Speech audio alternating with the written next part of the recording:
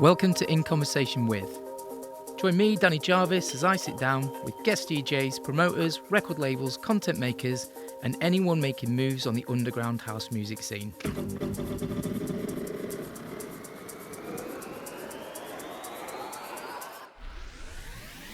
There's plenty of nostalgia, but there's also some key insights as to where the underground scene is today. So if you like what you hear, please hit the follow or subscribe button and leave us a review. Wherever you will listen to your podcasts, at the gym, in the car, or chilled at home, relax and enjoy In Conversation With. So Shaun, welcome to In Conversation With. Great to finally properly meet you. Our paths have crossed for the last few years, so it's lovely when I get these opportunities to chat to somebody properly and face to face, so to speak, and talk about the stuff that we get up to when we're not doing our main job or should be doing our main job. So just for people who haven't met you and the listeners and followers, etc., just give me a quick introduction to yourself, Shaun, and what you do and what you've been doing online in our music community for so long. Okay. I mean, my day job stuff is really quite boring. It's like IT project manager type work within financial services. Interesting sometimes, different technologies you get to look at and stuff. So that side of it's quite good. I mean, in terms of the music stuff, my main,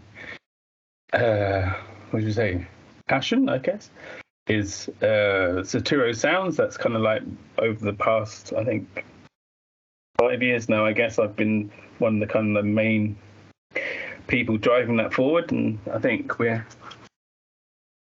I would say that we've kind of like grown during that time. So that's been fun. And then also more recently, since a couple of years back, got picked up by Proton Radio to be a DJ and curator for their station as well, which is, quite a massive thing to happen, really. Yeah. Especially to I'm not really anyone important as such. So yeah, that was good. That was good. So where did it all begin for you? Because, a lot of people, I'm not going to guess, that we're a similar sort of age. We're sort of similar in terms of the era in which we all grew up, and we're exposed to kind of various sort of dance music, because now we're kind of more accustomed to a term of dance music being very broad. But certainly the chaps I've spoken to came from kind of acid house through the rave culture. What was your kind of starting? Yeah, I mean, I guess I've always been interested in like music and buying music, and kind of like first and foremost, I'd say that that's kind of like the sort of person that I am. I'm a lover of music, shall we say? And so in the 80s, that was kind of like, more of your, I guess I first started getting into music in terms of buying stuff and noticing more things around kind of like 87, 88, I guess. I remember when the New Order Tetronic album came out, that was one of the things that I kind of picked up that was electronic. That was quite a I really kind of started getting into that sort of sound, and then not too long after that, kind of more acid house sort of stuff kind of happened, and I think one of the first kind of things that I got, like the Shaman, although they're not really acid house, but they're quite big kind of electronic people,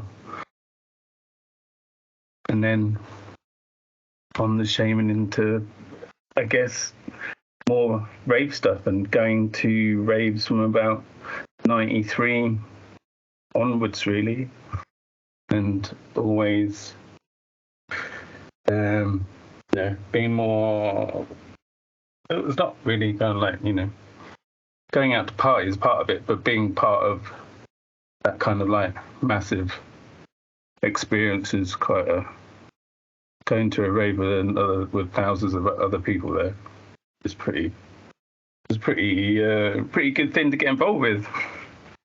Whereabouts did you grow up, Shaun? So I'm kind of like North Essex. So near us, we had the Prodigy. The Prodigy always were doing something fairly local to where I was. They were one probably the first rave acts that I saw, and then kind of round, not too far around there, you have like pretty sure Slipmatt's from that way.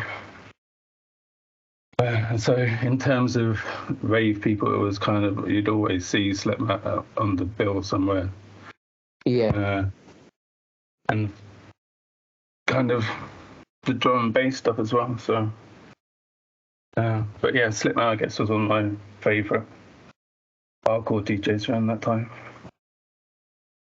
It's funny, isn't it? Because, you know, he's still actually, you know, I don't know if you know, he's still really, really active. I think on one of the profiles that I'm on, I follow him, and he still does so much stuff, and actually quite varied music as well. Yeah. He was on a bill the other day playing Ibiza classics and stuff like that. So I too followed Slipmatt. I think Slipmatt and Psy, a couple of the kind of DJs of that ilk. I think Slipmatt was, for me, he could kind of mix. So could DJ Psy. I've lamented about that on a few other podcasts. Yeah, I'd very quickly worked out who could mix, and that was an important thing to me, is that the tracks went together well, rather than the kind of like, you know, chop sort of style that a lot of the guys had, or worse, just literally rammed them into each other. He did a load of other stuff as well, so me and my mates would queue up behind each other with armed with Slipmatt tracks and mix them together. So you're quite lucky, really, then. If you were down there, really, a huge portion of the raves were down south, weren't they? Yeah, especially early on, yeah. There were some videos online that someone's put up about Fantasia. Fantasia's probably was... I didn't go to Fantasia. That's probably like a year before, really, I started going out to raves, but anything from that era was pretty good to reminisce about. I mean, what was it the kind of chaos that people sort of like to lament? I mean, or albeit was it a little bit more organised than we'd like to think? It's quite an effort to get a group of people to go to somewhere, isn't it? And, you know, without social media, without mobile phones, it's, you know, you have to know what you're doing. Yeah. I mean, I was not so... I mean, you know, you had the thing where some people would post about, or not even post, but you'd get a number about, call a number and go and kind of like follow something to an unknown place sort of thing. They were kind of like less of the sort of things that I was going to. I was more going to your Dreamscape and World Dance and Rain Dance stuff, rather than, you know, following random messages on the N25. Did you buy the tape packs like I did? Did you go in for all of that as well, or? I did some of them, but again, it would have to be something that meant something to me musically, if you know what I mean. I didn't just like buy it religiously, but yeah, if it was a good night, then yeah, I would go and search it out down our local record shop that kind of stopped those sort of stuff. Yeah. I think that it was always quite a treat to get an actual original, what you would class as an original tape. If you had an original tape on your hands, you were gold, and your mates circle because they all wanted a copy, and you'd go through this whole process of pretending that you didn't like give them recordings, despite the fact that later on as a teenager that absolutely was a pocket money winner for me at dinner. There's just kids queuing up with their little Woolworths 10 packs of TDKs going, "Oh, Danny, will you record us this?" And I'd be like, "Oh, it's going to cost you £3." So it was a good business to get into. I think for me, again, because I didn't the rave scene, sort of 91, 92, 93, I was only really 13, 14, and there wasn't any of that going on in the north. So there was no real chance of you get into something like that. And I think at that stage, my older brother wasn't quite into that, and he lived in Manchester at that stage. Did he or did he not? Yeah, he lived in Manchester, but he would be going to the hacienda, which was different again to that scene, but it was a huge source of my music early on that. And certainly I got quite heavily into drum and bass. I was very into Buckham, the first LTJ Buckham cassette that I had. I was like, this is different. I really, really like this.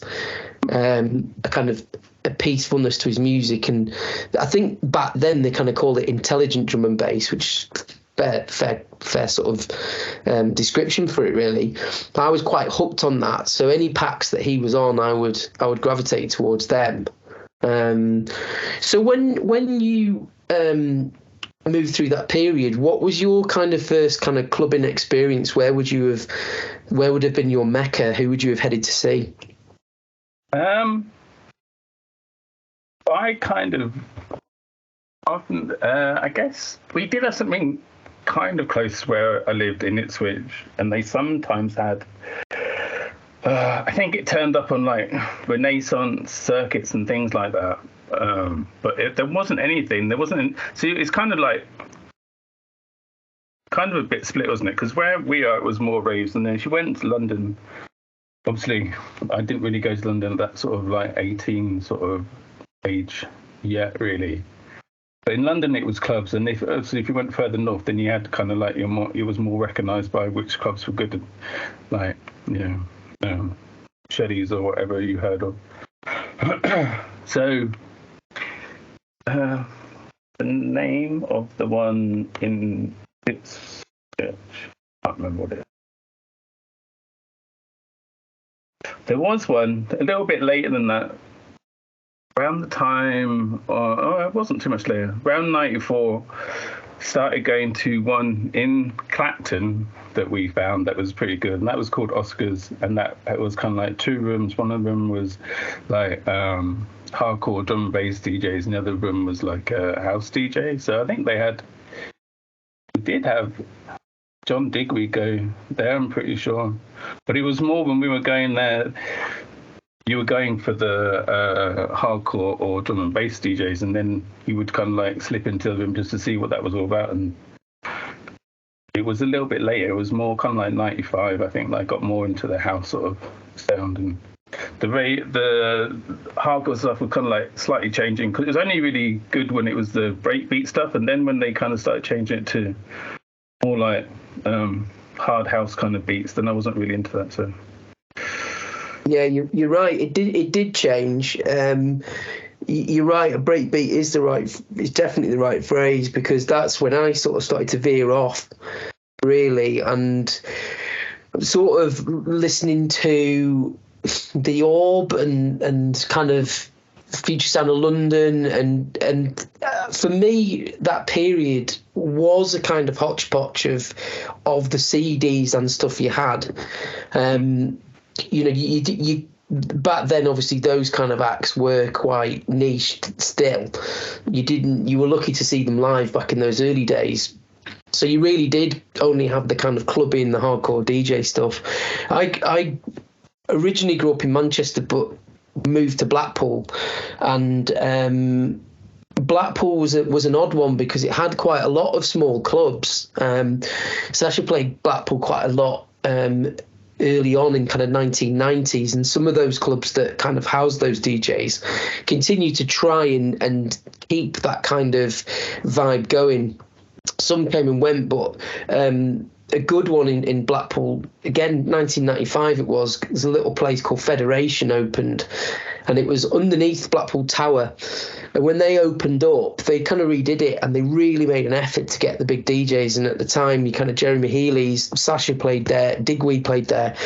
And for a very small 400 capacity club, absolutely everybody and their dog that was into it rammed themselves into these places. We had a good run for about 2 years.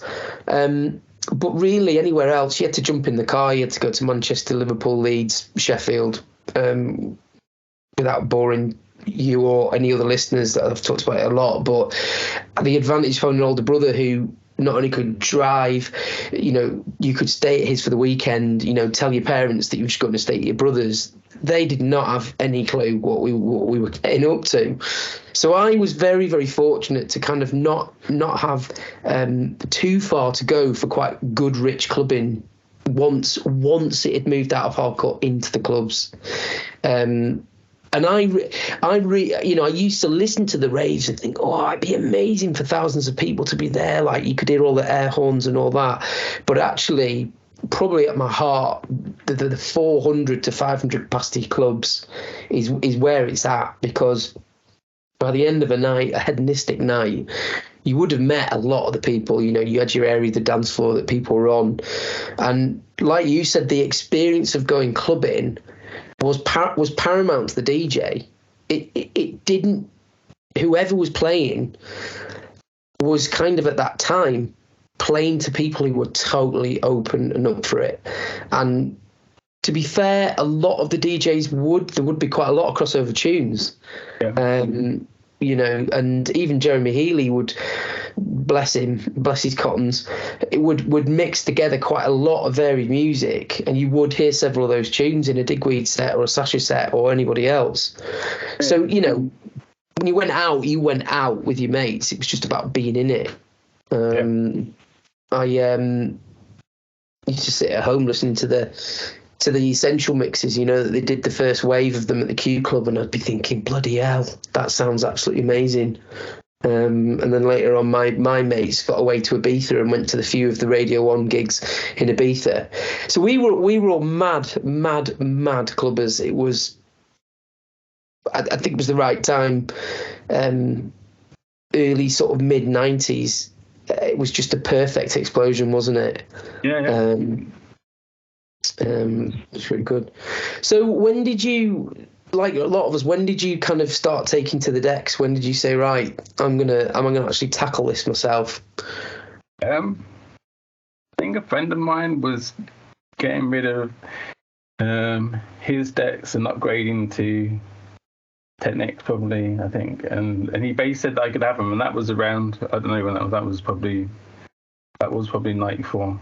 So I think he gave me his old Sound Labs and a Gemini 2-channel mixer, and that's when I kind of started having a go. That was the leap of faith. It's fascinating when I talk to people about this, and I hope you're going to sort of give us some insight into your world. But it's very difficult in 2023 to explain to a lot, even people similar age now who DJ now but didn't back then, just how peculiar a thing it was to do. Because I would set these decks up.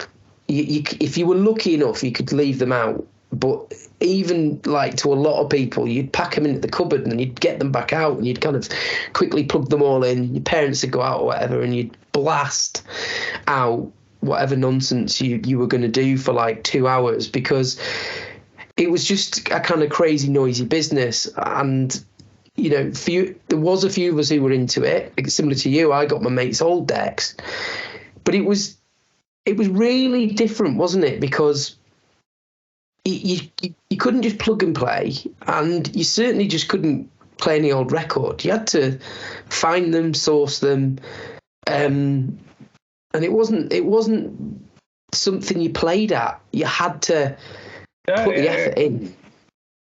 100%, yeah. I mean, thinking we had two quite. So my hometown is Colchester. In there, there was kind of like one record shop that was there for your kind of hardcore stuff, and then there was another one that, although it stocked, indie and other sorts of genres, it did have the person that was running it was quite switched on for good house music. So being able to go down there and just kind of have a flick through what they got in that week, that was good. And then take it home and have a go on the decks or whatever. Yeah. But I was quite around that time, so obviously, that's 21. When I was like 20, 21, I'm still living at home at that. Oh, I've just come back from university at that point. So took my decks to university, come back, still luckily able to put them up in my room, sort of thing. So did get quite a few,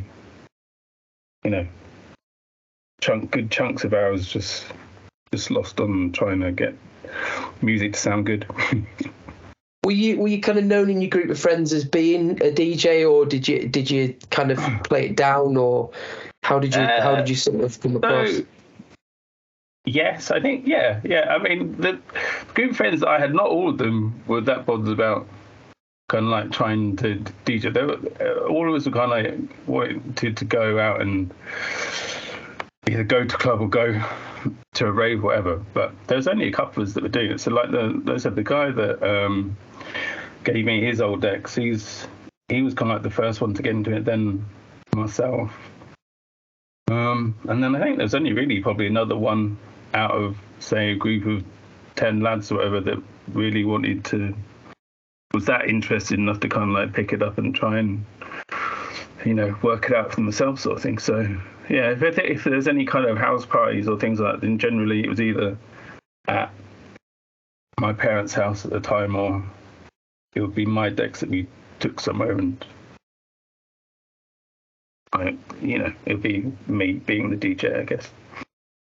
What were you mixing back then? Can you remember a lot of the tunes you were buying, or?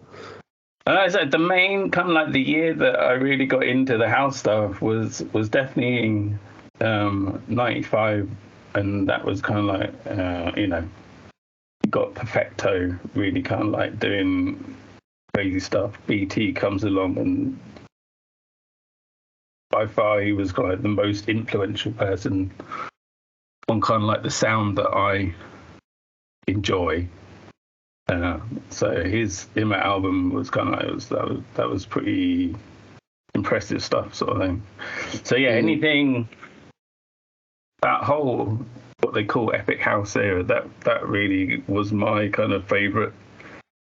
Well, it came along at the right time for my kind of interest in music, if you know what I mean. It was kind of like it was a happy accident that I was getting into music at the time, that this kind of like quite forward-thinking music had come along, and it was certainly different to even the music that was around in '94, sort of thing. That was more kind of straight up house stuff, and then you got there was some progressive stuff, but it didn't really kind of take off, I think, till a little bit later. So '95 was quite a good catalyst for that stuff. I mean, he had Goa, Paul Oakenfold stuff.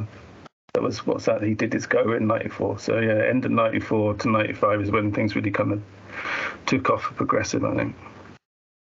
Yeah, I would agree. I mean, prior to that, I was very into like gospel house, Chicago sort of house. I used to buy a lot of A&PM records. I used to buy quite a lot of like the dub sides of stuff. Around that time, sort of living in Manchester, Piccadilly Records, places like that were very sort of Graham Park house sound.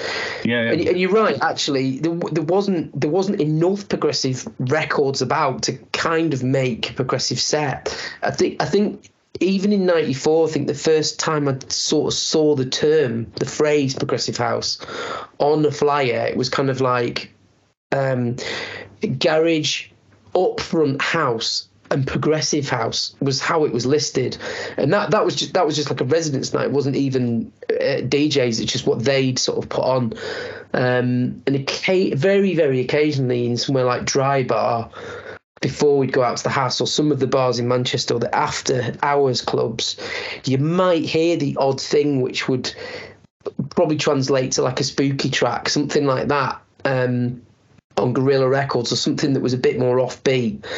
But I remember really, you're right, is when Perfecto kind of really springboarded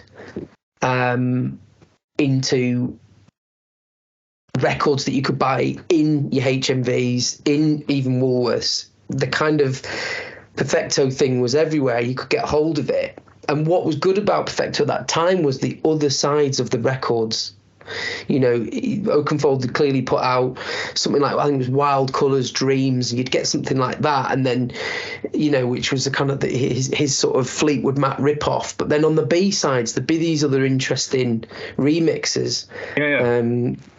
What was like Man with No Name, for example. Yeah, all of that stuff was very different. So I remember around that time, when you were mixing, you really kind of had to lead up to that stuff. I think there's probably, it's a bit of an insight to myself, this is probably an insight as to why I DJ the way I do, is because you had to build up to those tougher sounds. If you were playing Man with No Name like Fluorescence, they were right at the end of the set, because they were just absolute out and out bangers with about 15 to 20 seconds where you had to get your act together to get that 15 to 20 seconds in. So it was tough, and I think you're right, really, the sort of art of mixing was helped along by people starting to create records that could be mixed. But in saying that, you know, it probably wasn't until Global Underground where you really, really, really started to get well mixed CDs. Or sorry, I beg your pardon. Like the Renaissance, there was only those guys, and then Global Underground, that seemed to focus on mixing music and kind of playing it in a style that worked. I mean, there was Journeys by DJ, wasn't there? That was slightly earlier. Yeah. But if you like take Digweed's CD for that is more, I would say, it goes a bit progressive, but it's still quite a lot of housey sounds in that, and that's kind of more your. So for both of those, I think Oakenfold did one as well that was a little bit more like its Goa one. But yeah, you're right. I mean, until Renaissance came along and kind of like made it more of a kind of global thing. I mean, you know, I don't know if it reached globally, but certainly in the UK, it was like suddenly people had discovered house music because Renaissance had put out a CD sort of thing, even though obviously it hadn't. But until that came along and kind of had that, I guess, you know, marketing behind it and whatever, but that was kind of like your explosion point, I guess, wasn't it? And that was the first one. The period really where kind of I was at with DJ, you really, really studied the music around you, didn't you? I mean, when you got back to a party or people had CDs on the shelves, you could quickly weed out what was kind of became sort of 1996, 97. There was a lot of fodder, a lot of clubs, the annual Ministry of Sound. You know, there was a lot of stuff that just wasn't like that good at all. There was lots of different stuff that would all be rammed onto compilations together that was kind of odd. And you're right, I think early on I'd started to collect the DMC stuff.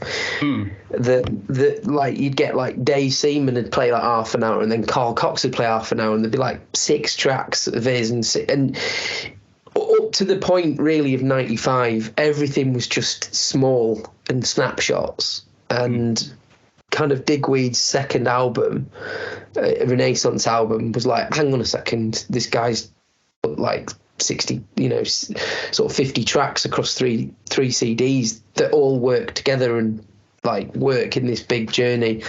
And that was a massive game changer, because we would listen to that CD tape, even it was a tape, on the way to clubs. We'd go through all those tapes on the way there and the way back, like religiously. Nobody ever questioned that you would just put that same tape in, and that would be your warm up. And I think during that period, one of the things I enjoyed the most was when you used to go to the clubs and hear these DJs play. It was moving at a pace, wasn't it, in 95, where you couldn't get your head round that they weren't playing anything like they were 3 months earlier. Whereas in 94, you could hear a DJ play a set he'd play the same set in the next club. He'd play the same set, and then he'd just move a few records round, and you'd get a tape of him, and you'd go, they're just playing the same music. But those DJs, Digweed Seaman and Sasha, followed him everywhere at that point. I'd go, I thought I'd just got my head round this, and I don't know what they're doing. Even though I was mixing it, I couldn't work it out. I couldn't. Oh, yeah. I just couldn't work it out. That was very special. Yeah, it was. He could do stuff with vinyl that only really seems natural with digital, and that's quite a special thing. Yeah, 100%. I think one of the things that turned me off a lot was when the speed went right up. You're talking now sort of 98, 99. I think it was a strange period where I kind of stuck to my guns and kept my BPMs a lot lower, and fell in with a crowd in Cheltenham where most of the DJs I played with were trance DJs. So I ended up playing prog as a warm-up for them. But would try my very best to keep it at like 125, 126, so that it had some depth, because everything just seemed to rattle out and just get lost. I mean, even then, sound systems and vinyl the quality was very difficult. I think I can't remember who I spoke to on this one of the conversations. I remember struggling a lot with some of the vinyl that was being printed at the time. It was so thin. It was rubbish. You got in a club and you put the needle on and you'd be like, fucking hell. It just was so raw sounding and so kind of analog that very soon I kind of became a lot more picky about records, what records I wanted to play, where I would get them from. When I was in Cheltenham, I used to go to Oxford and speak to Joe at Massive Records, which is where a lot of the big DJs were getting their records, and you would spend a lot more for a decent slab of vinyl. But of course, the danger then was you were spending more money on better vinyl, but it was getting released quicker and quicker. And you know, warming up for trance DJs who were playing these massive instant kind of floor fillers, it was difficult as a progressive DJ getting that groove going. So my clubbing experience was quite odd, because I enjoyed more playing in the bars where people were kind of sat and not necessarily dancing, and the club where they would, on a Wednesday, they would let me literally play anything. So I would play every genre together and kind of build it up over the night. And I think that's where I kind of realised that I was more of a kind of session player than ever going to be somebody who stands there and plays 12 absolute banging records all in a row. Like, that's what I'm going to do. I'm going to play all these and everybody's going to go mad. I just fell away from that. So what sort of level did you get to before you decided you had to grow up and get a proper job like we all did?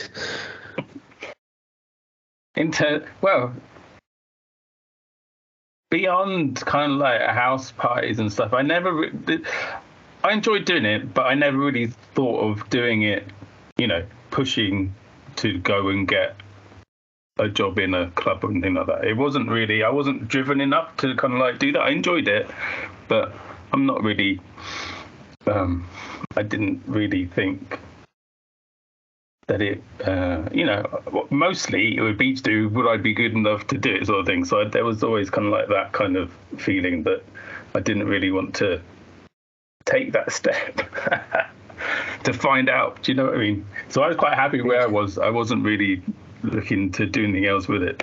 And so I really just stuck to friends, parties and things like that. I did.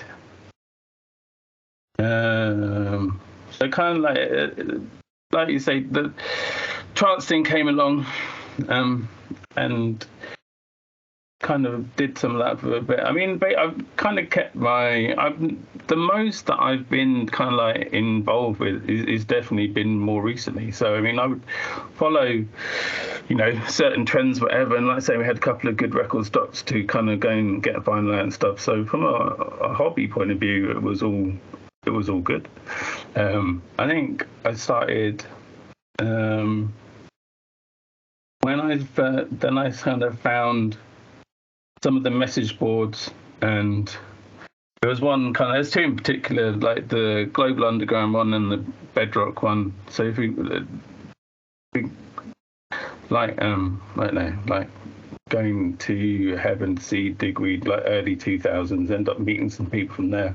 You find out that they're on the message board, and then you spend quite a lot of time on the message boards just chatting, and then people have started up their own kind of little nights and stuff. So I did do a couple of things in London with a few people that are from the Bedrock board.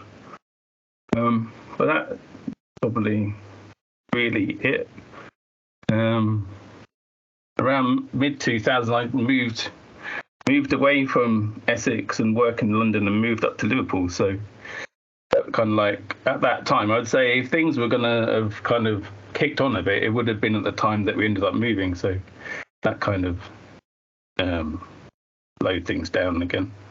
And then when we moved up to Liverpool. Did you move to Liverpool with work or with family? Yeah. What was the move? Well, it was both, yeah. So it was a work move, because basically the company that I was working for was setting up a new office in Liverpool. And I was asked to kind of go up there and kind of like be like a team leader kind of position sort of thing. And it was, moving, Liverpool's a really great city. So, I mean, it was seen as a good opportunity to do it, but it wasn't a great time in terms of if I was ever going to take the DJing kind of like to another level sort of thing.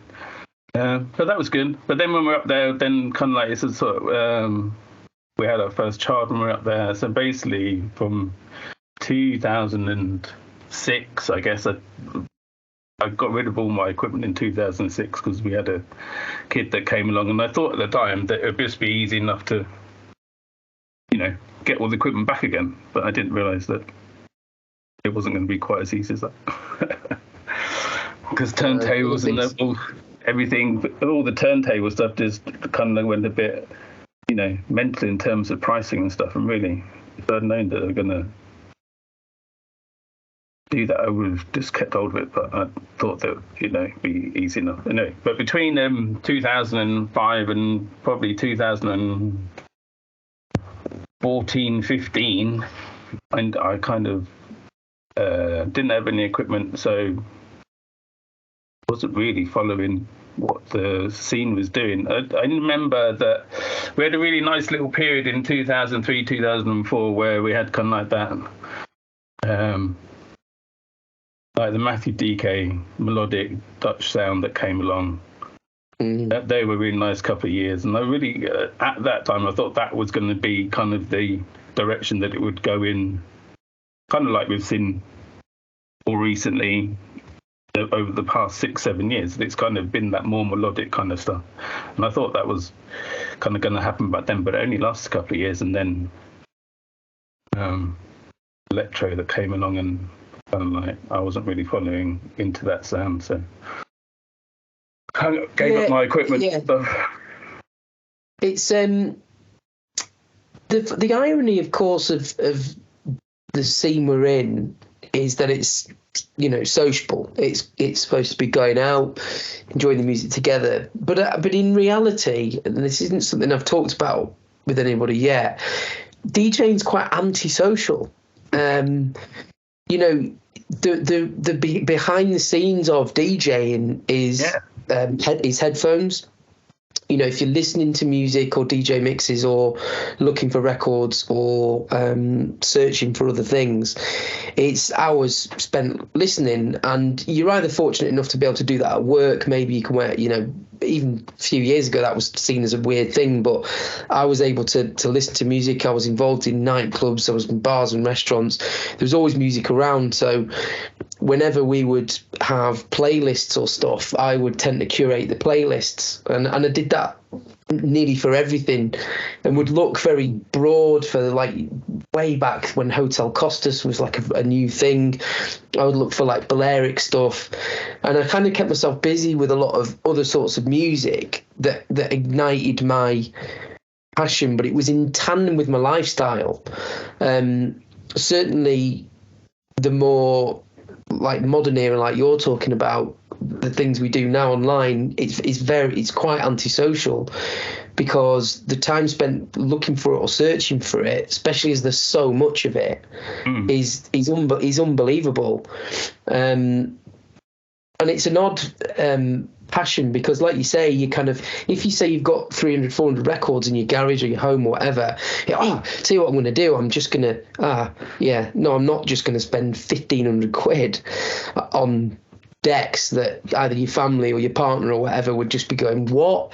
You then got to set it up. If you've got to a certain age, you want decent speakers, you want decent headphones, you want decent needles, and you definitely want decent decks. A lot of these things just become a bit of a barrier. And I don't know about you, but I quite quickly switched from the kind of CD era into MP3 quite quickly.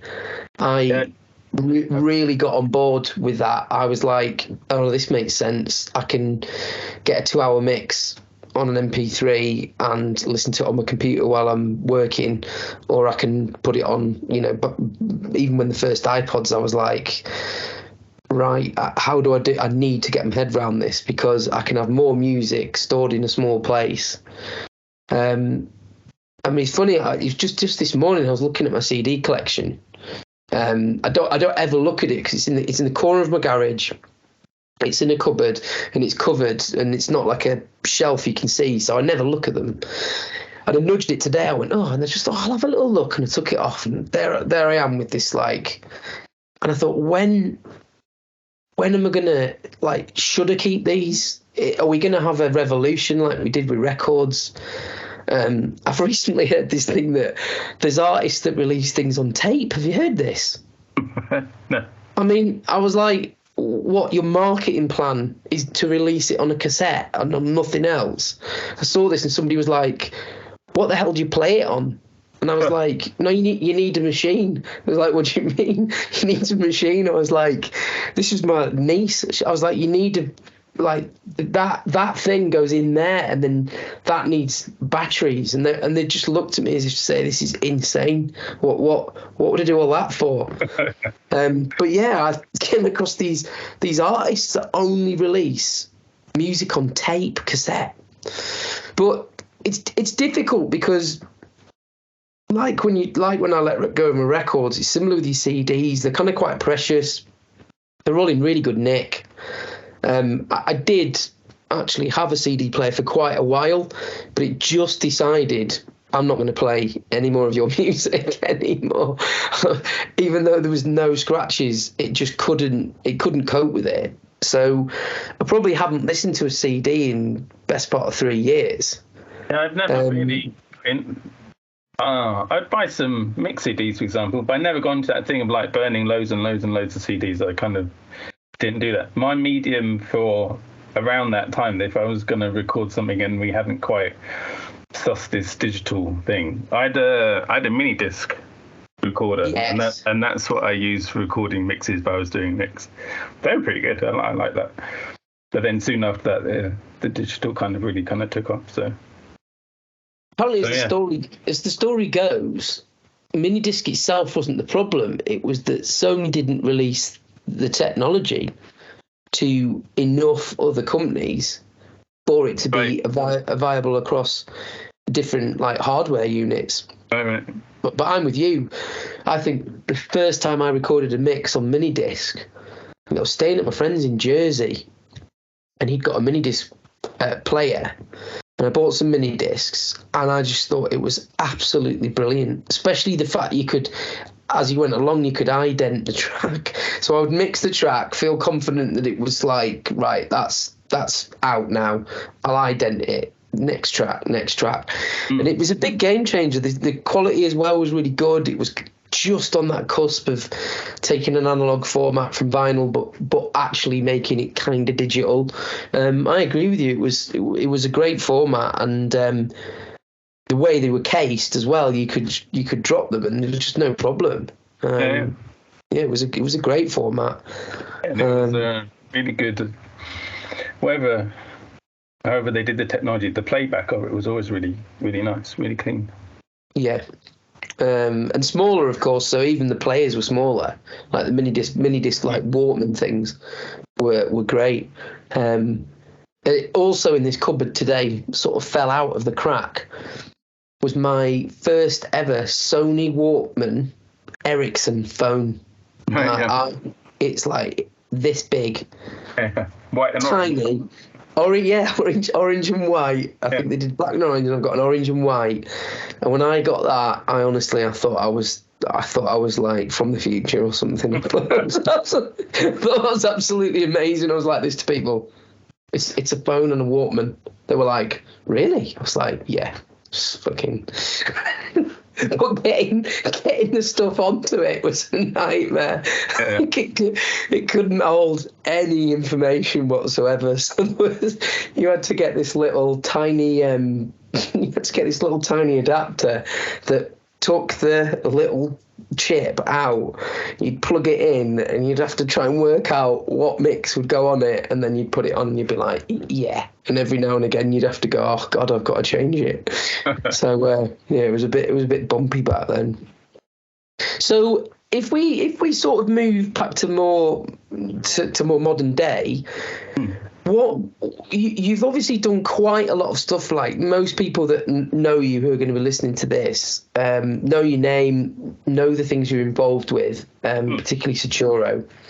I'm really fascinated, and one of the things that I was dying to talk to you about on this chat was the whole online radio station thing, because lots of us do different things online now. And if we talk to each other, we can explain them to each other. But I'm not ashamed to say some of the stuff like online radio, I've got no clue. How it works, your scheduling, the effort involved, the costs. I only know the costs of what I do as a podcaster. So tell me where the idea to go, do you know what? I'm a bloke who sits at home. I still love music. I'm still passionate about it. I'm gonna do this. How did it all start? Well, Saturo started a few years before I joined. I mean, I first found out about it in 2016, I think, and I think it officially started in 2014. Well, no, we can't be at 10 years yet. 2015, maybe. And basically, it came about from the first incarnation of the Sasha and Digweed Facebook group, and it was basically some DJs from there that decided it would be good to create an online radio station. I mean, in the early days, it was not trying to fill 24 hours of programming every day of the week. It was certain days you would have certain people on at certain times. So it's not really much different to, pushing out a SoundCloud mix or whatever, but rather than the platform being SoundCloud, it's a broadcaster. But essentially, it's the same thing. It's just that you're using a different platform. So we, I think back in the original days, it's a platform called Fastcast, and basically they give you a streaming key, essentially, and you use that key, or you pay them to use the key, and then you can use that key whenever you want. So in terms of getting a mix out, you put the mix in the right in the right place, and then use the key and then press play. So in terms of methodology for getting it out, it's not really that complicated. It's then you want to try and get more content out, and then as you try and get more content out, then that's where it gets a bit more complicated, because you've got so many more things to organize in terms of just generally, number of DJ examples. So I think in the first days of Saturo, there were possibly 6 to 8, maybe maximum 10 regular DJs that were doing it. And then over time, I think that kind of doubled in the time up to 2018, maybe. And then basically since then, it's kind of, we're at probably 70 DJs at Saturo, putting out 100 unique shows every month, something like that. Oh. So pardon the pun, but like, did it kind of push your buttons early on from your IT background / the music / the platforms? Was there a kind of intrigue from you? Yeah, I mean, so when I kind of got back into music again, it coincidentally, the time that I kind of had more free time to think about what's out there seemed to coincide with another good time for when good music was being produced. So that was nice. And then the more that you're into music, the more you kind of want to share it. And definitely the whole online thing made that so much easier. And it just kind of you end kind of gravitating to other people that have the same sort of interests. And so, when you find a good bunch of people that are doing something online and it's cool and interesting, you're kind of like, I really wanted to kind of be a part of that. And like I say, so I joined in 2016, and then around 2018, I kind of ended up having a bit more time and got even more involved and tried to try and push it a bit further in terms of reach and getting other DJs involved and things like that. So is Saturo owned by one person? Is it a few people doing it? Is it a sort of club together and kind of pay the fees? It's very much a collective. Like I say, there's probably 70 DJs on it out of them. So we kind of a different kind of categories. I kind of, so we have some well-known artists on there that we don't kind of get them involved with any kind of thing in terms of behind the scenes running of it. If you're a resident DJ, then there's kind of a small annual fee that we do to help pay for costs of streaming and different platforms and stuff.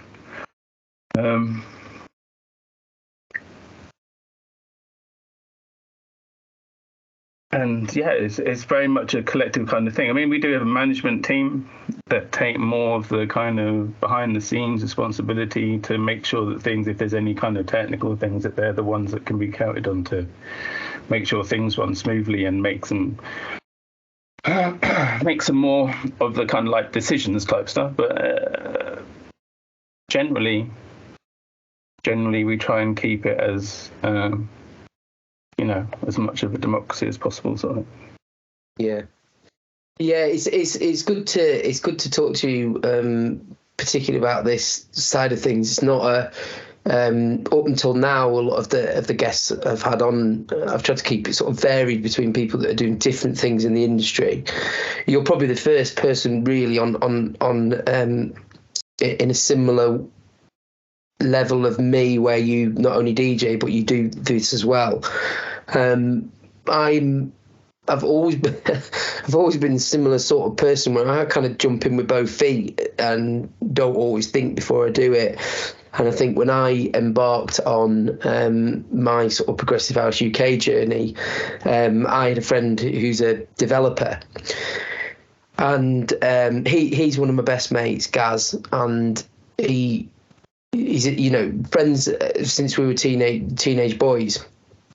And clubbed together and everything together, and he's a developer. And I said to him, I'm looking to kind of do this, and I think it was just in 2017 going into 18, I'd seen a bit of a re-emergence of the progressive sound, and I was like, I've got all this like knowledge, and I've got all of this back cat of music and stuff going on in my head. At the time, I'd kind of embedded myself in my job in marketing in the automotive industry.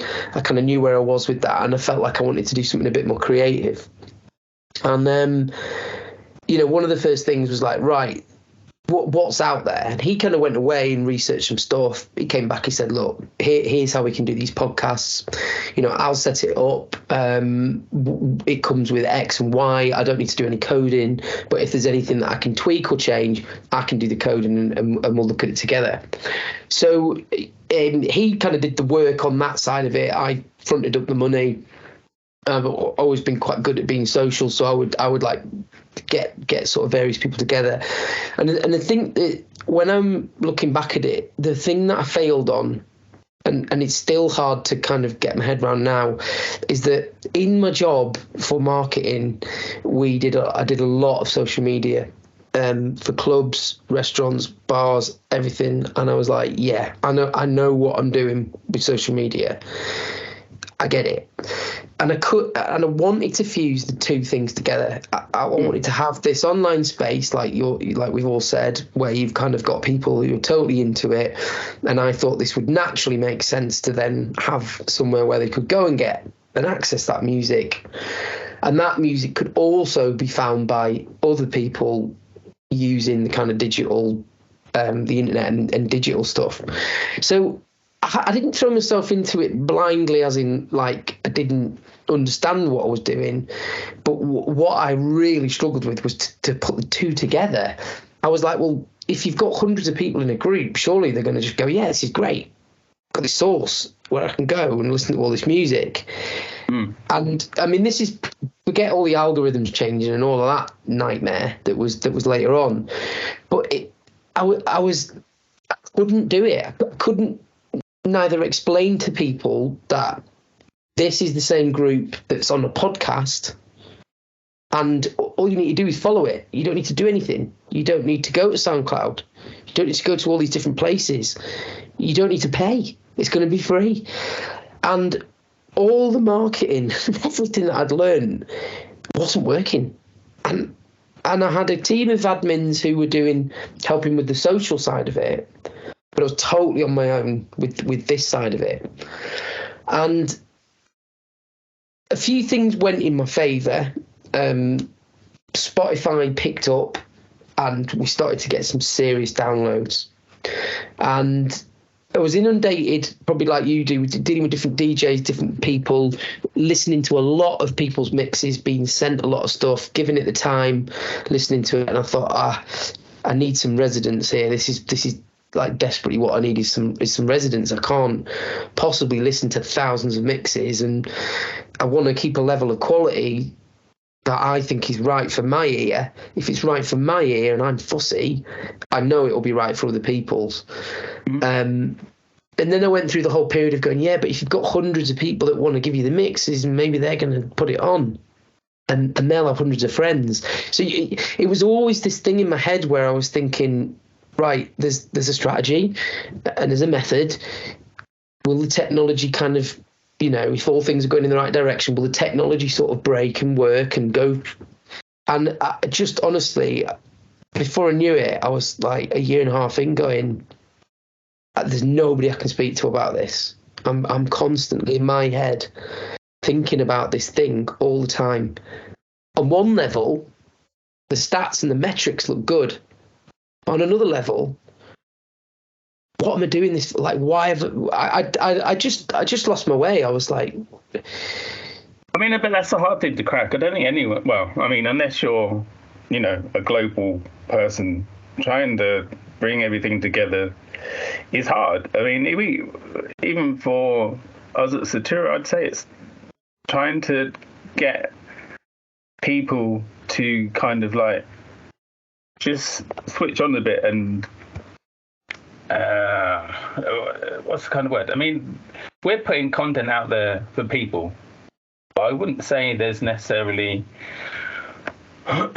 getting the engagement is more difficult than kind of putting out the content and trying to get the right sort of engagement.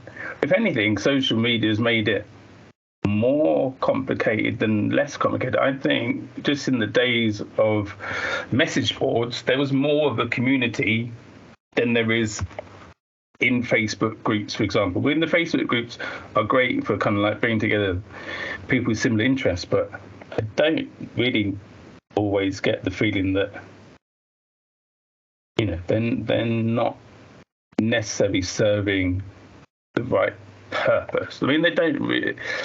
So we have a couple of groups, and we have followers and people engage online and things like that. But I wouldn't say that translates to getting a load of listeners in every day, sort of thing. And I don't know. That's always been a part of part of it that I haven't been able to crack either is how to kind of like translate engagement into something a bit more meaningful. So that's definitely something that is you're right. That we're it is working hard. You know, in a paid marketing role, you create content. You're looking for leads. You know, you're looking for leads that translate to sales. It's very obvious. You know, paid budgets, digital strategy, totally different side of Facebook and all the other platforms. When you start doing paid stuff, it's just totally different. And like you say, the glory days of organic marketing working in your favour have gone. You know, the algorithms changing. As soon as Facebook wanted to keep people on Facebook and not send them away, that was just an instant change there, because how else are you going to tell somebody really that something new is being released? You need to do this. You know, you and I are in the same game in that way. When we put something out, you obviously just want to tell people, look, I've done a mix, or so and so we've done a mix. Without putting that link on there, you just know people aren't. They're just they're not lazy, but they are. They're not going to go. Well, they're not going to remember, because their attention is being vied for that much. Yeah. They're not going to remember. They're not going to remember unless they're already a member. And that's why I went the podcast route, because once you click follow, it just came to your phone. I didn't have to remind people. I could literally just say, ta-da, this is out. But one of the biggest, I mean, this is, you either know this or you don't know this, but one of the biggest changes that came with social media was people not doing anything but still looking at it. Yeah. Now this is a head scratcher, because if on a person's own page on profile they've got X amount of friends, the algorithms obviously dictate that if something goes on there. So if I say happy birthday, Shaun, and everybody goes, oh, it's Shaun's birthday, happy birthday, happy birthday, that can go on for days, and it does. It's why you get people saying happy birthday to you a week after, because the algorithm's got going. On a page, the algorithm, how it's judged, is completely different. So there's different rules on every different bit. On a group, there's no algorithm. So if you've got a group of people that are there, anything you post on there, links or whatever, there's no algorithm that punishes you or penalises you for doing anything. So that's why like a group is great. But at the same time, the algorithm is never going to show the percentage of people on your page or on your profile that reflects the amount of people that are there. So every DJ knows, don't just post about DJing on your own personal profile. People will get sick of it. You should have a page. And then anybody that wants to, and this just goes on and on, doesn't it? It just goes on and on and on.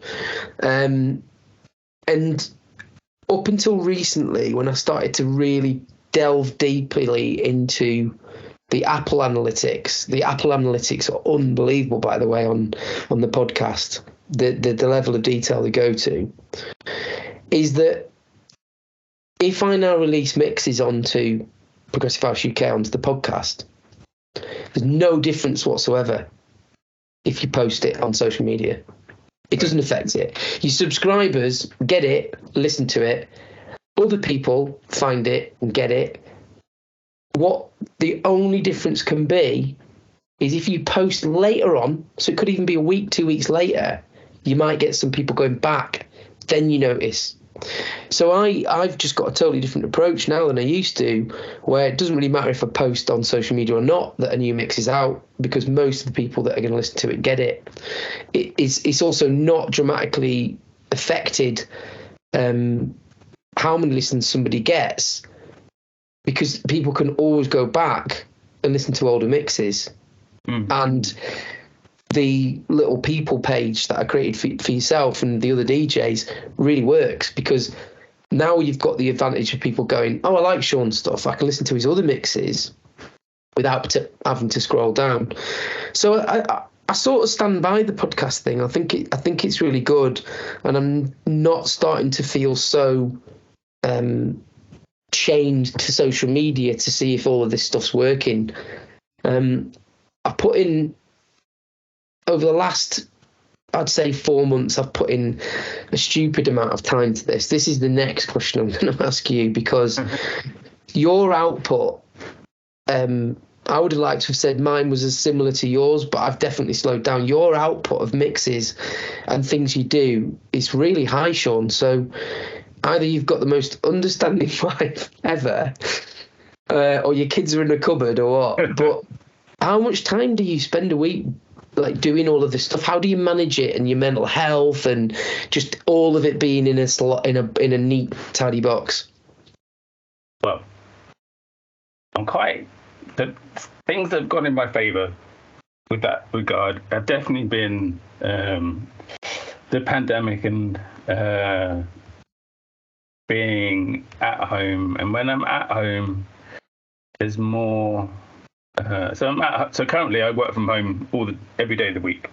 So there's definitely more scope there to kind of like have a bit of a sidebar of checking what promos have come in and things like that. So just generally I have a bit more time than I would do if I was commuting to London for 2 hours every day or whatever like that. So that helps. At the moment, if I'm finding time to do it, I'm doing it. It's just a late night passion thing to 1 o'clock in the morning or whatever. That's really how I'm doing it. And if I've got quite, like this week, I've done a few late nights because I've had a few mixes that need to be done this week for the weekend and Monday. But again, it's just kind of like wife goes to bed and you stay up trying to get the mix done for 2 to 3 hours, and then you go to bed. So really, yeah, it's a burning the candle at both ends kind of thing. But yeah, I'm a night person anyway, so staying up late is kind of, if I wasn't doing that, I wouldn't be going to bed early anyway. So it suits me doing it late at night. I mean, I enjoy TV like the rest of people. You know, I can quite happily sit down and smash a Netflix series in and you know, sort of binge on like whole series of things like the next person. My wife's a real grafter. She works hard. She works from home, sort of similar to you, in terms of, you know, London kind of job, but works from home. She occasionally needs to go down to London, and occasionally she'll fly to other parts of Europe with her work. But she's a real grafter. But when she's finished, she can just sit in front. She'll just sit in front of the telly. And I've always been a kind of restless soul, busy mind. You know, I'm up very early. I physically train just because for me, I've always been quite a hyperactive person. So, like, physical exercise is a really important one for me. And then the rest of the time, similar to you, in a job where I was kind of, you know, head of departments and my own boss, I could work and listen to a lot of stuff without it really interfering as well. You know, put on mixes, or people would send me mixes, I'd listen to them. My residents would all send me their mixes, and I would always listen to them before they went out on air. I would always do a write-up on them. If I listened to them a couple of times in the day, it wouldn't take me very long with a kind of marketing background to write something quite quickly because it was all fresh in my mind. So I was able to do a bit what you did, where you sort of do stuff in the day and you could upload stuff. And, you know, I was at work. I very early on just squared it with my boss, just said, listen, this is what I do almost like on my part-time. I don't do anything with it, but I just upload it. And I checked it with the IT guy. He was like, yeah, Danny, that'll just go under the radar. It's fine. So I was, you know, same as you, I was just able to like process all the process bits of jobs. I was able to do it at work, and it would all fit in. And it was like, this is great. I can listen to music, you know. If I was searching for tunes, I would kind of, this was probably about 2016, 17. I kind of learned that the algorithms on YouTube were getting better. And I came away from Beatport a little bit and felt confident that YouTube was starting to serve me what I wanted. And then I would go back to Beatport and just put those in, use Beatport, all of the different baskets, and I would put different music into those baskets for different mood. Then I'd come home and go, right, I'm going to do a mix, and I would go in those baskets and say, right, I'm going to do this. But you're right, it wasn't really until it wasn't until lockdown where suddenly forced with kind of a very small perimeter of your own building and your own life that I was like, I'm going to go mad if I don't do more than just this thing. Yeah. And then came the live streaming. And if I'm honest, that was really about cheering myself up, being in a routine. I was still working during lockdowns. There was just nothing to really do. I was one of the senior managers in the company, so I had to communicate with staff, update them about furlough and do stuff like that. But and deal with Toyota and the manufacturers, like update them on what we were doing, have some digital stuff going on. So I was very able to dedicate loads of time to music. But yeah, it is an interesting one because I think your partner does need to be like understanding that it's not just like something you're messing around with. You obviously wouldn't be doing all this if you didn't have quite a big passion for it. I think the question I'm going to ask you next, which is one that I really suffer, is what is your purpose? Like what is your why for doing it?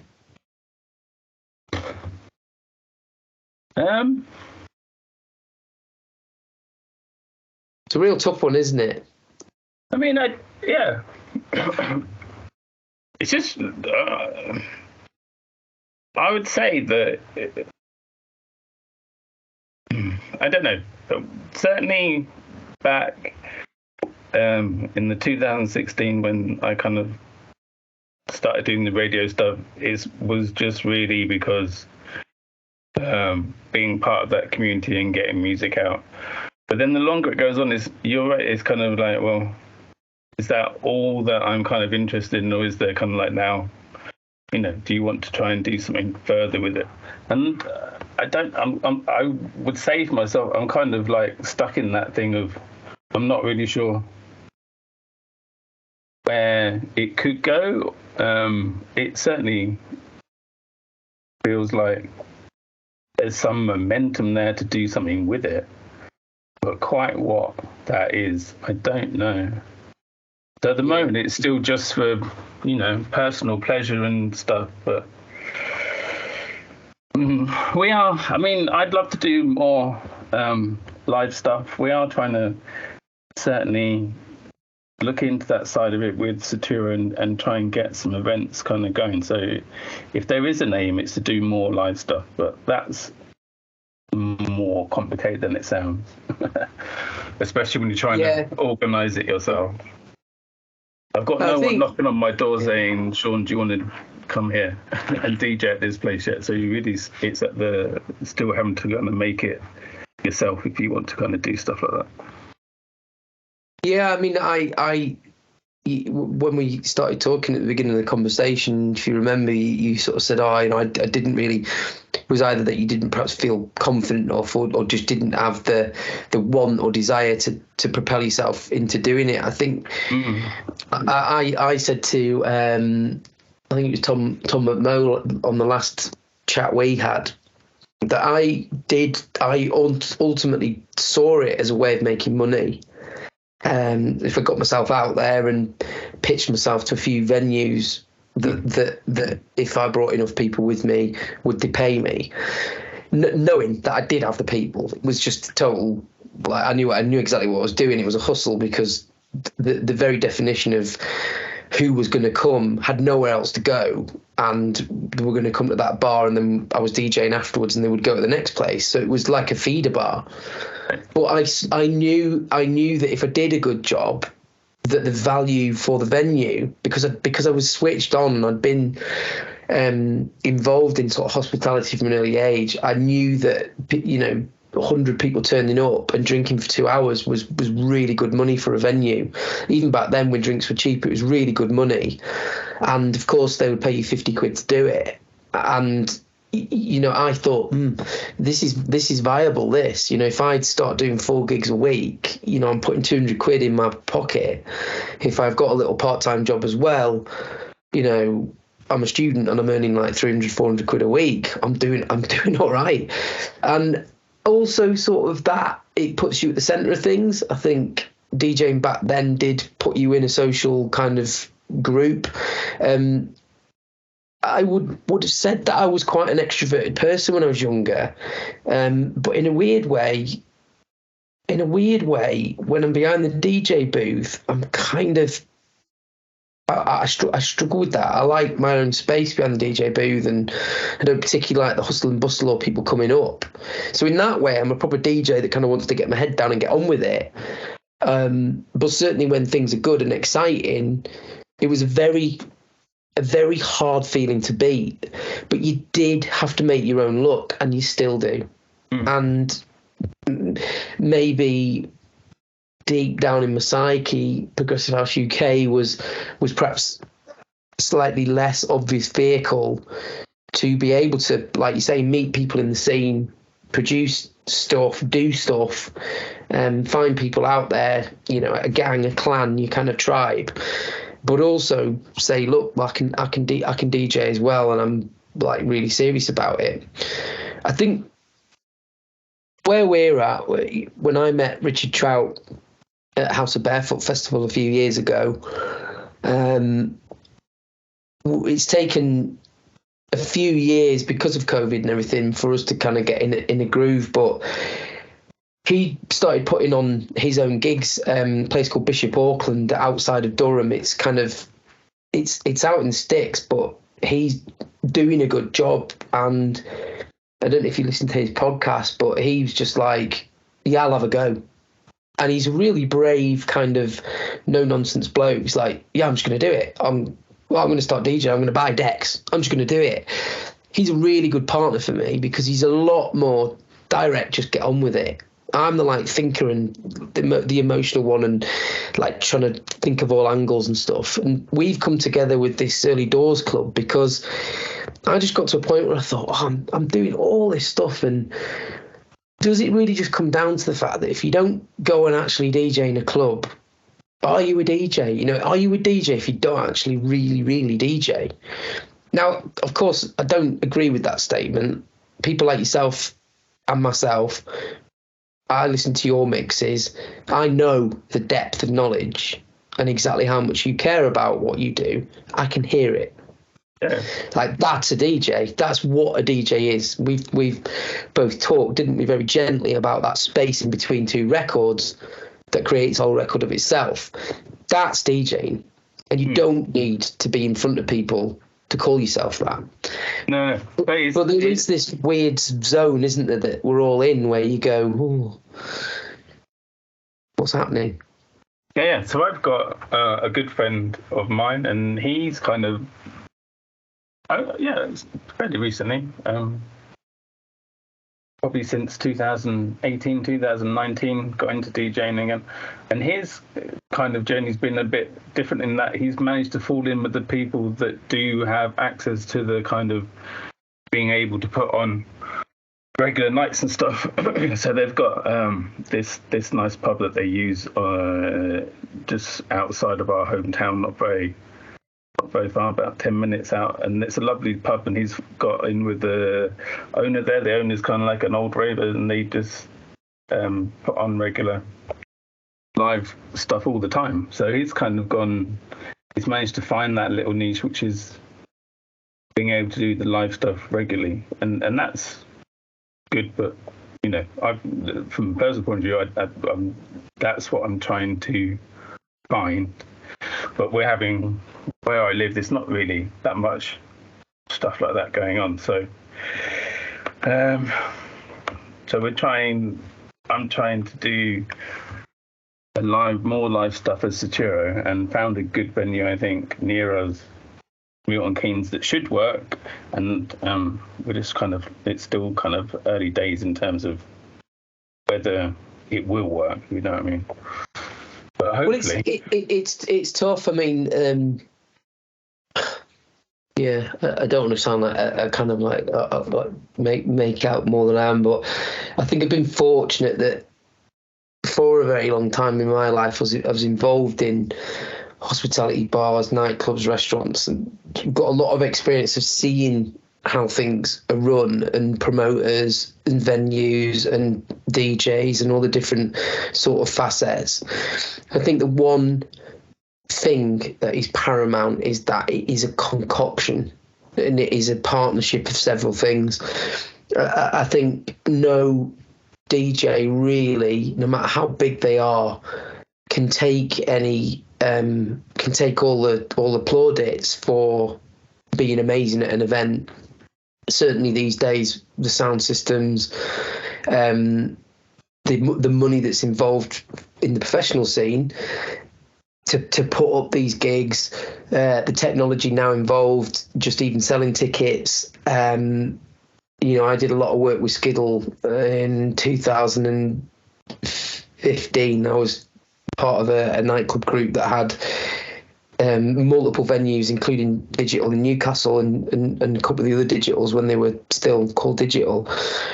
And, the fees and the whole thing with Skiddle, back then you used to sell the tickets and they would have to be scanned. So you'd have all the scanners at the club. It's ongoing and it's ongoing.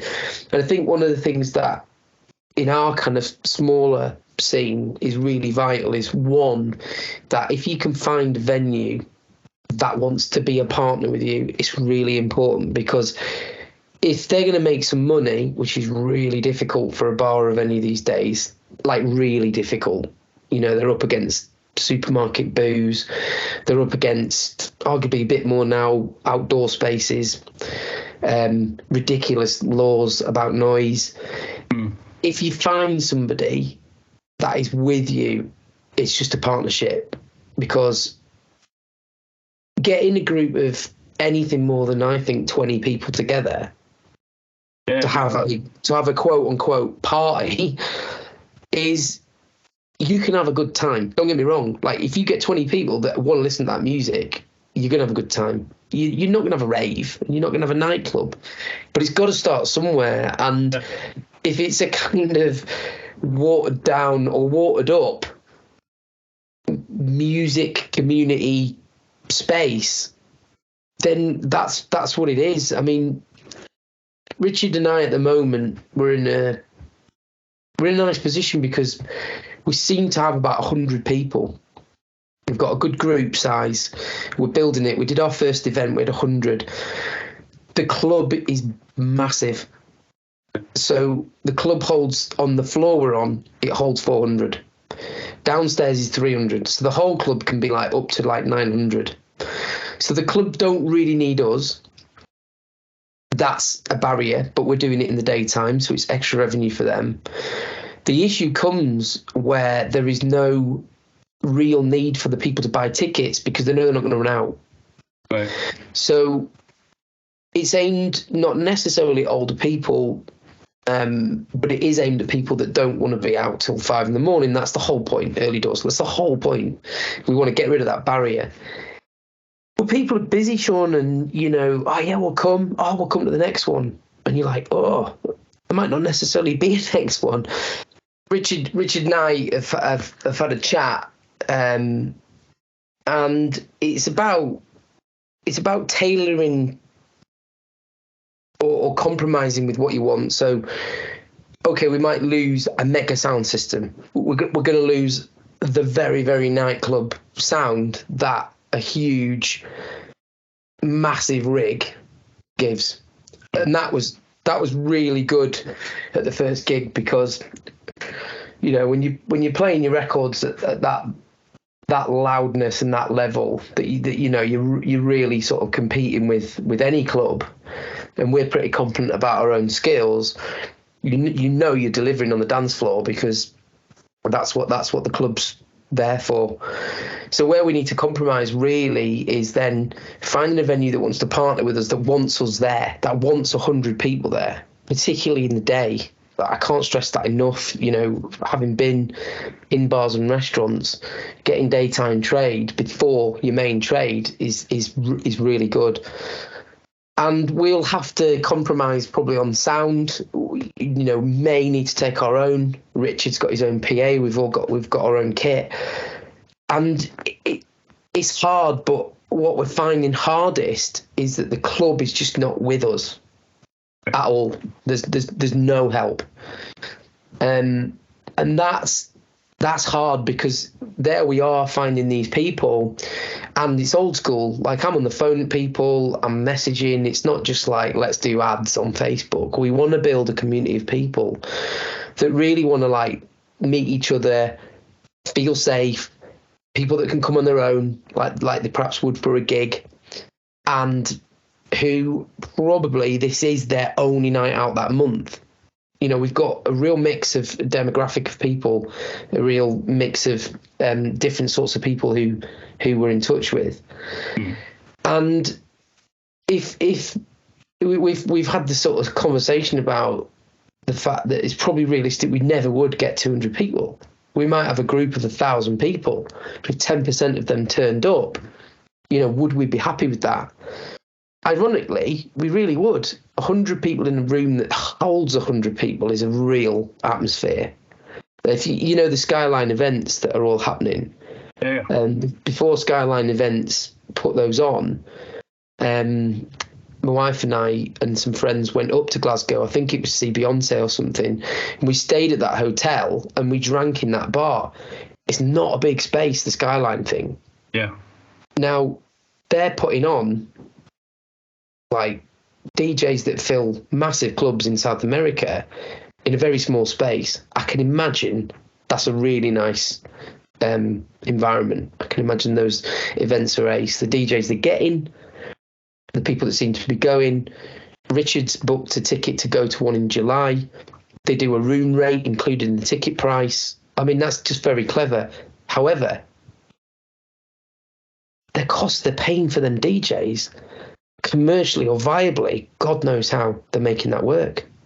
Oh. So there's just all these things against you, isn't there? There's just all these facets. Yeah. And the main selling point is that it's a really unique venue to get them to get there, I think. I mean, that's when they're going. Well, one of the reasons they're able to book the people, I think.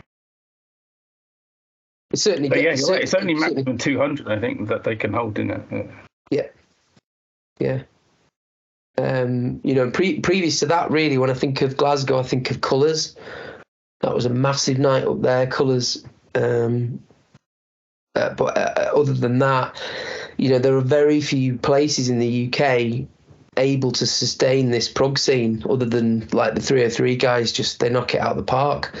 But without taking anything away from them, I would argue that space down there, I've been several times, is perfect, and it's in Liverpool, which has got good heritage, and it's not far from Manchester. You know, I would be surprised if they couldn't pull enough people there to see people like Anan and Nick, and when I went, Guy J and Henry Size and stuff. So it's very difficult. So I think Richard and I are very honest with each other about what we're trying to achieve. And I'm really at a point where, on holiday with my wife, I was like, right, something has to give. I can't continue to do all these things all the time. I really enjoy doing this particular thing, because I realised that my live streaming was taking up a lot of time, not only finding the music, then sort of programming it, and then mixing it. It was taking 3 nights of my week up. And I'd previously done podcasts like this in the initial run of content that I was putting out in about 2019, and I was producing the show myself. Again, I was staying behind work afterwards. Everybody'd leave at 5 o'clock. It'd go nice and quiet, and I'd write the show, and then I would get my podcast mic out, and I had a little tiny office. It was really soundproof. I would do it all, and it all just worked very neatly, and I stopped doing it. I got a bit fatigued with it, and then I realised, like I say, was in back, I'm not talking to anybody. I'm not actually having conversations with people about this thing that I'm passionate about. I'm kind of putting all this content out, and I'm listening to all this music. I'm doing all this stuff. I'm working quite hard at some of this stuff, and yet I'm not really speaking to humans at all. And that's where this idea came from. Was, do you know what? I could just I could just email or shout out to somebody and say, "Do you fancy a chat? We'll just record it." And I enjoy these. You know, the editing it down afterwards is not that difficult if you use the visual, because you just take the audio off it, take the audio off the visual, edit it slightly if you need to, top and tail it. You know, it's only like you would tidy up a mix, really. Go on Audacity, tidy up the sound, move a few things about, and then do the stuff. I mean, I make it sound easier than it is because I obviously do all the artwork and everything as well.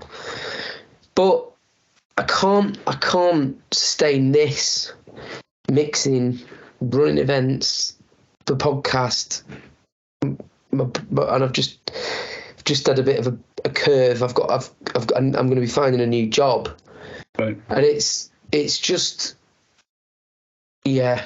Emma just said to me tonight on the way home in the car. I said I was speaking to Shaun tonight. I've had it organised for a while. I said, but I need to give this a break, and it's difficult because I'm on a nice momentum at the moment. There's lots of people contacting me. Oh, you know, would you consider me to be on the thingy? And I'm like, yeah, no problem. And I literally at one point had the next 3 months all scheduled out of dates to speak to people every week. And I looked at it and I was like, oh, just what am I doing? Yeah, it's a lot. Like a hamster on a wheel. But yeah, it's difficult. Tangible, isn't it? I mean, yeah, you lose a lot online with it being, you know, you're there but you're not really there kind of thing. So it's definitely nice to have the interaction, face-to-face stuff. Yeah, definitely. So what does I'm conscious of the time, what does the future look like, Shaun? What kind of little mini goals have you got at the moment, or what like cool projects are you working on that you're busying yourself with? There's a couple of things. Well, we're going to go through a website revamp for the Saturo site. We've got a VR club that we've built for Saturo that we can link the audio to and literally have audio inside the VR environment. And we still need to work out what the best use of that environment is, because VR is still quite, it's quite a niche thing, but what's been built is quite nice. So we need to try and work out how we can maximize the use of it, because at the moment we've just got a little bit of video playing on the site, but really it's much bigger than that. But would you need a VR headset and stuff, wouldn't you? Yeah, you need to have the VR headset and stuff to get into it, to get access to it. So it's, like I say, it's still quite niche, but it's good if we could find a way of bringing that more to the forefront of stuff. Other than that, like I say, we're trying to do more event stuff with Saturo. So last year we went to Amsterdam dance event for the first time, well, as Saturo for the first time. And we, with the Kashmir Lounge, we basically had events all day that weekend. We had either Saturo DJs or some of our, friends from within the scene, international people that were AD came and DJed there as well. And that was like, it was a good weekend. So hopefully we'll be doing that or something similar to that for AD this year. Cool. What else? Yeah, the label's going strong. So I think we're up to, next release will be release 30. Oh, sorry. So coming up in May is number 29, which is with this DJ called Tealco. He was one of the people that came and DJs for us in AD as well. He's like a really cool guy. He's from Albania. I love his music. I've got quite a fair few of his tracks. Tealco, he's a good guy. So he's next. I'm not sure who's after him, but we've basically got releases coming possibly every 6 weeks. It's kind of like a 6 week to 8 week kind of schedule for the rest of the year, and then going into 2024. And Arthur's really good at the label side of stuff. He's kind of the main person that's driving it with the artists and stuff, and as to who's going to come on and how they should go about, the promotion side of stuff and how we can kind of maximise that. So he's a really good leader with me and Saturo. And then I guess on a personal note, like I say, we're trying to get the event stuff going, and if I can do more live stuff, then that would be good. Yeah, time goes quick, doesn't it? It's it's May already, and a lot of these things, the sort of fruits of your labour, they are kind of quite slow, but it can also happen quite quick. It's it's an interesting one. We tried to go for 4 events this year. Richard runs, I think, about 6 himself of his own stuff, so he's made himself quite busy with me. And yeah, I very rarely get the chance to kind of go clubbing now. I kind of dedicate myself to my thing instead of that. And that really is where I wanted to sort of stay. In the last 4 years, due to COVID and our little dog not being very well, Emma and I haven't travelled. Travel and is a massive part of what we do. We were skint in our 20s. We met at the end of my 20s. I met Emma. Neither of us had really been away, so travelling and just being in different environments and cultures, whether it's long haul or Europe, is really important. I think with that coming now back into our lives a little bit more, I see that as just as important. So I've kind of got to work out where I'm at with a few of the things. I'm trying to sort of teach a few of the residents more how to upload their own stuff onto the podcast. That's a game changer. Once people can sort of self-administrate themselves, that'll be easier.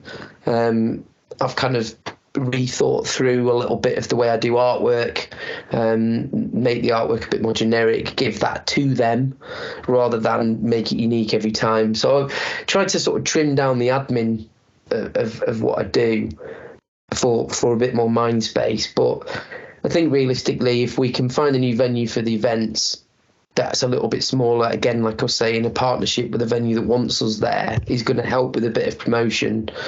I think we'd be quite happy to find somewhere and probably stay at that level, about 4 to 5 gigs a year. I just you can't. Monthly's hard, weekly's impossible, and I wouldn't want that. I wouldn't want to be saying to Emma, no, we can't go away because I've got this.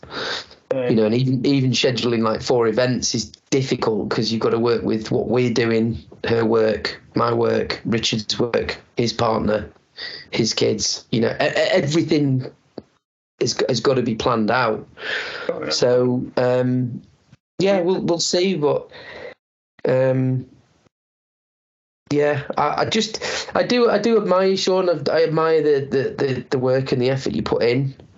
Again, like you say, to be such a good DJ as well, and on the side of it, do all this stuff. You're quite a talent, and I do wonder. It's a bit of an open question to you. What part guys like us play on this scene? Because it does at some stages feel like the scene in the UK is so. If it's not commercial and it's not kids between 18 and 22 going mad in like Warehouse Project, like where the hell is everyone? I don't know. I mean, I think it's for whatever reason, prog isn't really that sexy in the UK. It's very sexy in other parts of the world, but over here it's not really.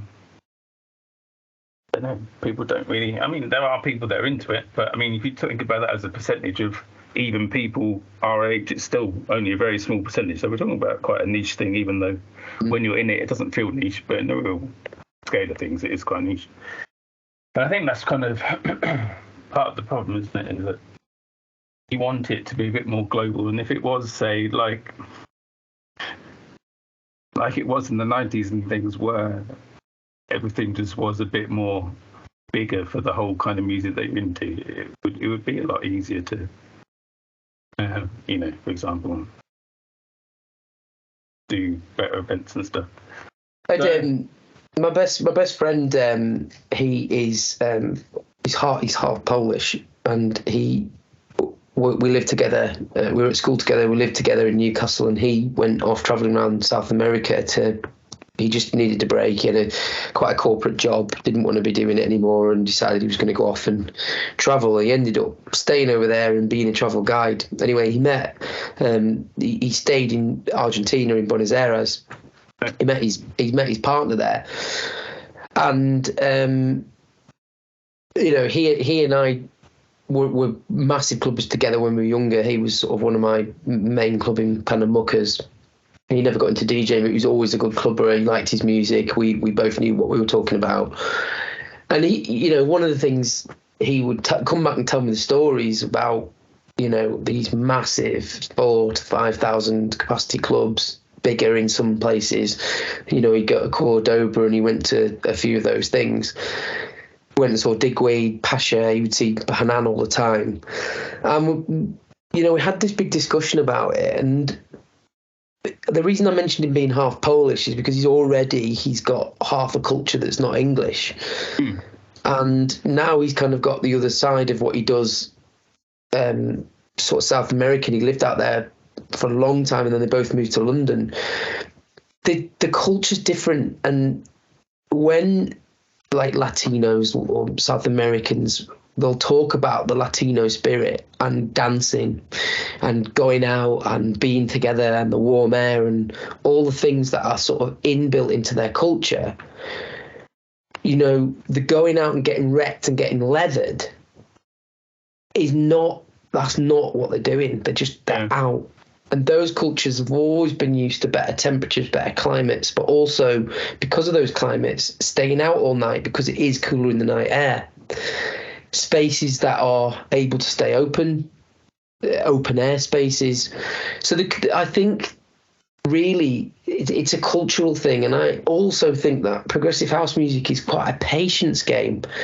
You have to have a patience. There isn't immediate hits. Yeah, there's pretty good bass lines sometimes, and some tunes have those big hooks.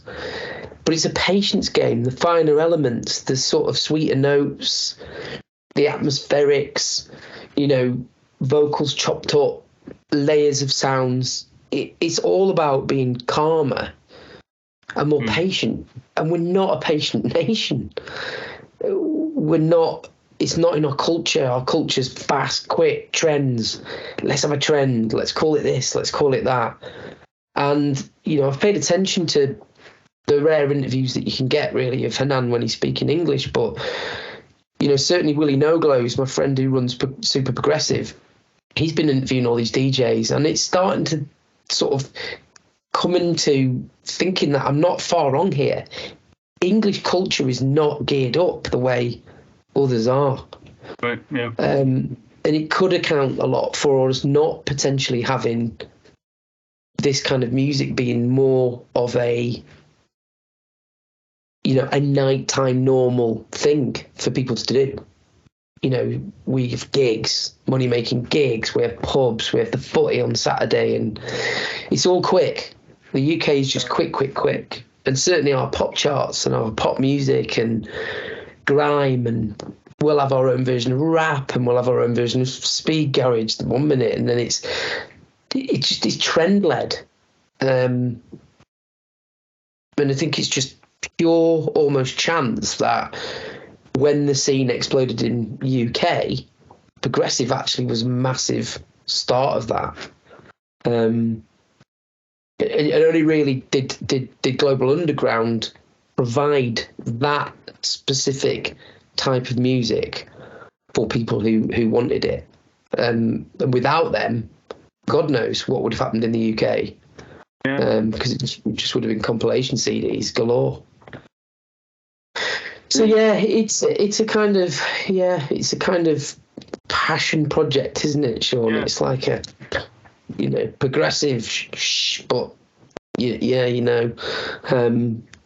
I don't see it as a dirty word, and I don't want to even really say that because it's not. I just think it's a more thoughtful, intelligent music that isn't kind of instantly recognised to most people. And it's long. It takes the tracks themselves generally are longer. They're not 3 to 4 minutes, are they? No. Some under 6 minutes these days. Yeah. Well, I tell you what, it's interesting you say that, because when you're suddenly faced with the way me and Richard play together, we do an hour on, hour off, hour on, hour off, and then at the end, because we play for 5.5 hours, we'll do a back to back. I've actually found myself looking for shorter tunes because you can play more. Because generally, 10 tunes and you're at like 60 minutes or whatever. So there is there's a certain little style I've started to find that's around the Early Doors Club that's kind of not my normal style, ready, good for clubbing on the dance floor type music. And those tracks are coming in around 6 minutes, so you get more bang for your buck. But listen, I'm conscious of the time. I've kept you long enough. I can't thank you enough for just giving me some of your time and chatting through some of this stuff. And I wish you the best of luck with things that are going on. It's certainly by no means goodbye. I'd love to hear about your plans with Saturo another time, and certainly if you get this this web space going, I can't wait to see that, because I think music and technology are quite closely linked, aren't they, these days? So it'd be nice to see you pushing the boundaries. Yeah, exactly. I think there's something there, but I'm not quite sure how to deliver it. But yeah, no, it's certainly interesting. But you've got about 3 mixes to knock off tonight, haven't you? Oh no, well, I did one earlier today. Before we did this, after my tea, before this, I recorded my radio show for Monday, which was the last one I had to get done. So that's it. Do you actually mix it? Do you actually mix, or do you digitally mix? Do you use Acid Pro or any of the tools, or? No, I mean, I'm generally when I'm doing stuff, it's going to be within Traktor. Yeah. So they're all Traktor-based mixes that I just for ease of getting them done, really. Yeah, I miss Traktor a little bit, actually. I did enjoy my Traktor kit. I absolutely loved it. 4 decks, and would do all sorts with it. I just have the XZ now, and I don't really practice. So if I get a mix, I put it on the stick and I go out. I program it, and then I just go and do it. So it's all very noisy and thrash about for the amount of time that I'm doing it. But I don't tend to practice a lot. I'm lucky that it's in my garage, so it's self-contained. I don't really have to bother Emma or do anything. So that's the way I kind of do it. And I sat there last night for about 3 hours. I wasn't really in the, when you're not in the mood, Shaun, and you're like, you've got a load of tracks, and you're like, and I was kind of in that, I was in that space last night. But sometimes I have to just stop and go, do you know what? When I come back to this, something will just click, and I'll slot together a couple of mixes. So yeah, that's how it goes. Yeah. But yeah, look, stay in touch. Please do keep providing your mixes for us. It's great to have you on Progressive House UK, and certainly for me, I love listening to your style. There's a definite synergy with the style you have and the kind of lost in thing I used to do. So I really enjoy listening to your mixes, and you really do have an ear for some beautiful music, and I think that that it's a real strength to the roster of DJs we've got on there. So thanks for that. Thanks very much. But yeah, don't be a stranger. Stay in touch, and then maybe in a few months' time we'll get together again and we'll have another chat, mate. Sure. Yeah. It's been good to finally meet. Yeah. I'm not just the crazy guy behind the behind the Facebook Messenger. I'm crazy in real life too. But yeah, anything you need, just reach out. Yeah, I'll try and get this turned around. Have a quick squiz at it, and then I'll drop you all the links. And I've done all the artwork already, so yeah, I'll share it all with you, and we'll see if people want to listen to us drone on. All right, mate. Cool. So have a good evening, and yourself. Yeah, take care. Okay. Yeah. Cheers. Have a good week. See you, Shaun. Bye, mate.